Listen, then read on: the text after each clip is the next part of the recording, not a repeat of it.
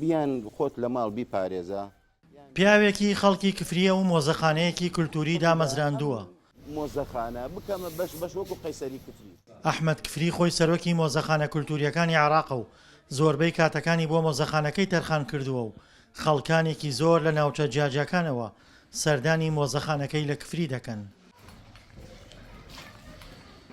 مۆزەخانەکە من طبعاً لە 2003 دەسم پێ کرد ینی بێژین لە ئەساسی و ئەو فکرم کە بۆ هات خۆم جگەلەوەی خۆم جاران حەزم لە شتە کۆن و ئەمانە بی ئەو شەدایکی ئەزیزم بی کە سێرم کرد لە ماڵە بڕە چتی خڕکردیە و هەنێ کەرەستەی کۆنی خڕکردیە و حازر کردیە و کوڕم ئەمانم بۆ تو دانای و زۆربەیشی هین خۆتە یعنی هەیسا وەکو ئەوە ڕوابێژن ئەمە قوتیکی کۆزە ڕقەمیە کە ئەمە یەکەم قوتی شیرە خۆم خواردمە ینی پاراستەتی لەگەڵ چەند شتێکیەوە هەنە دامنا لە ناو ماڵە ترتم خۆ بیکەمە مۆزەخانە باشترە ڕۆیم سندم و تر لە زۆربەی ئەغڵبی سندمەوە پارە.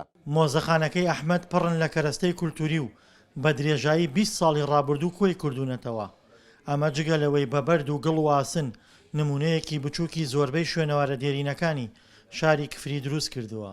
ئەمە خانەکەی مەجید پاشای بابانە ئەوە ڕۆی بەداخەوە بەس ئینشاءڵڵا ئەگەڕێتەوە من تەمەنا ئەەکەم ئەلێرانە بەردەم قاپی شوێنێکە ئێمە خۆمان جاران مناڵ بیمان خۆم یانی لەگەڵ کوڕ ئەو ماڵە دانیشن لەو قاپیە ئەمان خوێنە یعنی واجباتمان و سعیمانەوە لەورانە بی لە هەر لە دەماغم بیەوەمانە دروست بکرد ئەمەشە وەکو جانابتانە ئەیبینن ئاسیاوە کۆنەکەی کفریە 36 دانەی لە ناو کفریە بی وەڵڵاهی حیفە 36 دانە لە ناو کفریە بیە ئەبووە من هەر 36 دانەکەی بکەم ڕاست گەرەوێ بەڵام من ئەوە نەیتوانیم دانەیەکی نمونە ئین بکەم داینەمە لێرانە لەخوا بەزیاد بێ دایرەی ئاسەوار کفریش دوانی تعمیر کردیەوە. کارە هونەریەکانی ئەحمەد سنووری هەرێمی کوردستانی تێپەڕاندووە و لە ناوچە جیاجەکانی عێراق و وڵاتانی تریشەوە داوای لێ دەکرێت نمونەی ناوچە شوێنەواریەکانیان بۆ دروست بکات.